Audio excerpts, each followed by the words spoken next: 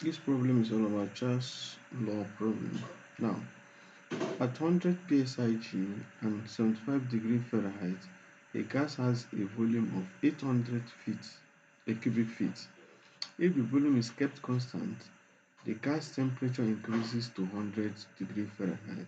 What is the final pressure of the gas? Given the pressure constant at 100 psig, if the temperature increases to 100 degree Fahrenheit, what is the final volume?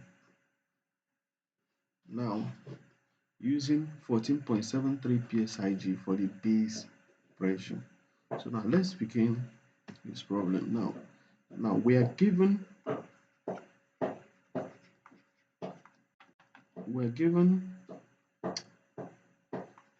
the initial pressure P1 to be equal to 100 psig.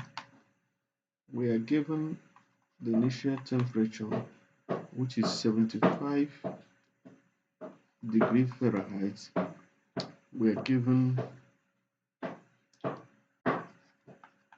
the volume, which is 800 cubic feet. We are given the final pressure, the final temperature to be 100 degree Fahrenheit. Now they're asking what is the pressure, the final pressure P2 when the volume V1 V2 is equal to what? Is equal, which means the volume is constant. Now what they are saying in essence is that if you have a container, let's say you have a container like this, like a piston like container, and there is a weight here. Now if let's say you have P1 and T1, T2 and P2, and you have a volume, this volume remains constant. You have T1, T2, then P1. Now the volume V1 is equal to V2, meaning that the volume is constant, meaning that the gas inside here will not expand or contract. It will remain at that pressure. Sorry, it will remain at that volume. Meaning now at the second, this is, let's say this is the first stage. At second stage, you have this same arrangement, the same volume, V2 is equal to V1. Then you have P2, you have T2. Now we are asked to find the P2 when the volume is the same. When the volume is the same. So according to the law of, according to Charles' law, when volume V1 is equal to V2, when V1 is equal to V2, then pressure, let me say pressure is proportional to temperature. Pressure of the gas is proportional to the temperature of the gas. So P is proportional to T, which implies that P is equal to KT, and P all over T is equal to K. So equal to what? A constant. Now that means P1 is equal P1 over P in P1 over T1 is equal to P2 all over T2. Now we're looking for P2. So what we're going to do is if we multiply both sides by T2, you now have T2 times P1 all over T1 time is equal to T2 times P2 all over T2. So this will cancel out this. You now have left. Now what is left on the right hand side will now be P2 equal to T2 times P1 all over T1, which is the same thing as T2 all over T1 times P1. So we now have P2 equal to P1 times T2 all over T1. Now P1 is equal to 100 psig. So now we're not going to make use of the gauge pressure. We're going to make use of the absolute pressure. So we need to change this to absolute pressure. To change this to absolute pressure, you're going to add the base pressure. So we're going to say 100 plus the base pressure. So we'll say 100 plus 14.73. This will give us what? 114.73 psia now. So sorry, psia. Then now the temperature T2 is equal to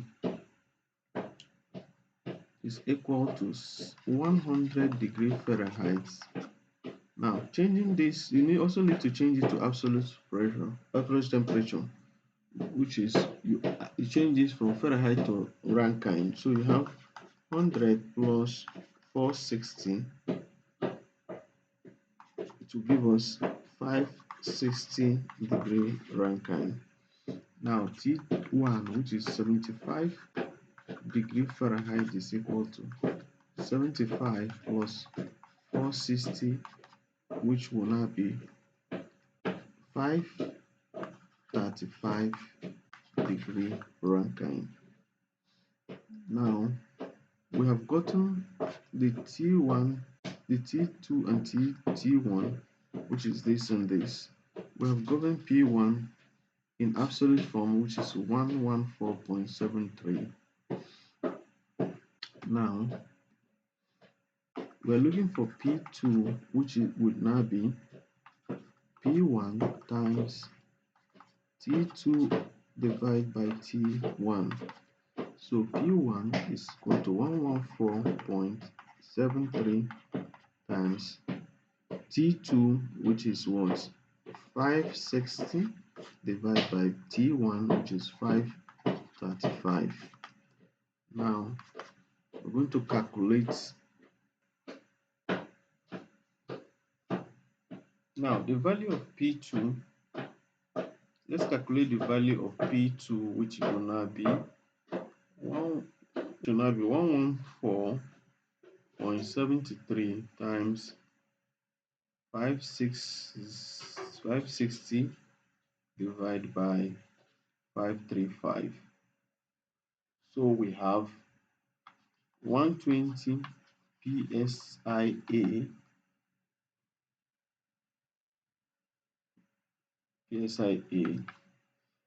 Now, so for me to change this to gauge pressure, I will now say this 120 psia minus the base pressure. So 120.09 psi minus 14.73. This will give us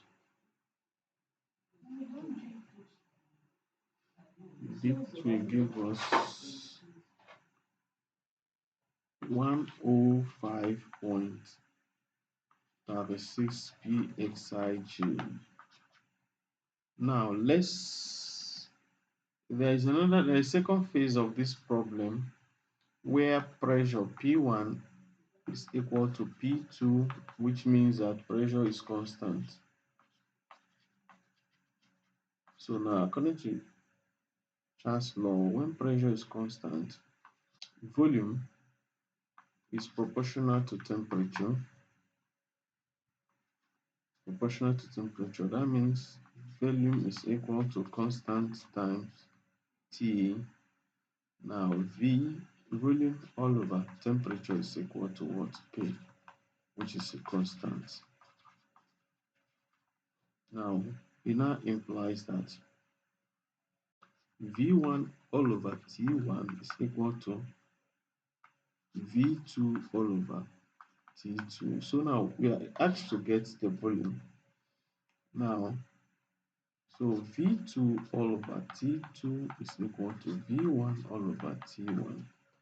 Now, multiplying both sides by T2, you have V2 all over T2 times T2 is equal to V1 all over T1 times T2. So this will cancel out this. You have V2 is equal to V1 all over T1 times T2. This is the same thing as saying V1 times T2 all over T1. So that means V2 is equal to V1 times T2 all over T1. So now we can now get our V2, which will now be equal to V1 is 800 cubic feet times in T2, which is 560, divided by T1, which is 535. Now this will give us, this is in Rankine. This is in Rankine. The units will cancel out. You're left with cubic feet. So we have 800 times 560 divided by 535. So you have the volume to be 837.38 cubic feet.